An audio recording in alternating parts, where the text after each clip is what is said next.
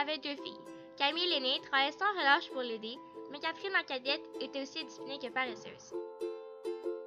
Un beau jour, assise au bord de la fenêtre, Camille lisait un livre. Soudain, son signet lui échappa. Elle essaya de le rattraper, mais elle perdit l'équilibre et tomba dans la ruelle à son tour. Au moins, il y avait une poubelle pour amortir sa chute, mais elle tomba tout de même dans un profond sommeil.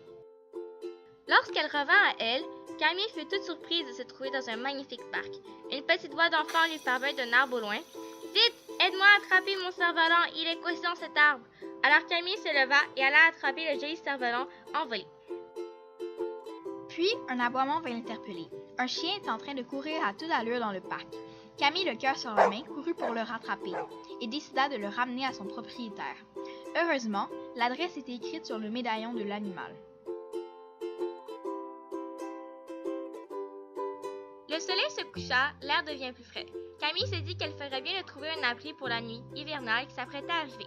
Soudain, au détour d'un cul-de-sac, elle aperçut une petite maisonnette dont le toit était couvert de neige fraîche. « Comment est-ce possible? Tout à l'heure, j'étais sur la pelouse allongée sur un beau ciel bleu. »« Ne t'inquiète pas, mon enfant. Je suis Madame Nelly, et si tu m'aides à me déneiger ma voiture et à faire mes travaux ménagers qui sont trop épuisants pour moi, tu pourras loger chez moi. » Camille aimait aider Madame Nelly. Elle déneigeait la voiture, faisait la vaisselle, frottait les parquets, lavait les fenêtres, toujours avec le sourire aux lèvres. La vieille dame était très heureuse de l'aide particulière que celle-ci lui procurait. Elle trouvait Camille aimable et courageuse.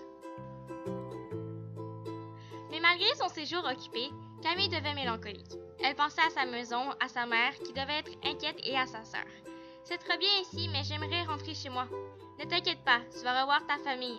Allez, viens, je vais te donner ta récompense. » En passant sous le porche de la porte, Camille reçut de Madame Nelly plusieurs billets d'une somme incalculable. « Ils sont tous pour toi, jeune fille, tu les as mérités. »« Oh, merci beaucoup, Madame Nelly, cela m'a fait plaisir. » Elle lui dit au revoir pour une dernière fois et s'en alla. Camille ne fit pas 2 pas qu'elle se retrouva par magie dans sa chambre. Bien évidemment, Camille raconta son beau périple à sa mère et sa sœur, Catherine. Mais sa sœur, jalouse qu'elle eut autant de chance, se jeta sans hésiter par la fenêtre d'où Camille était tombée. Après sa chute, elle se retrouva au contraire de sa sœur dans le tas d'ordures et hurla de douleur. Catherine se retrouva à l'urgence avec plusieurs membres blessés. Mais à partir de ce jour, elle devint aussi gentille et serviable que sa sœur Camille. Elle avait eu sa leçon, et avec l'argent reçu de Madame Nelly, la famille acheta une maison de campagne avec un joli jardin et un puits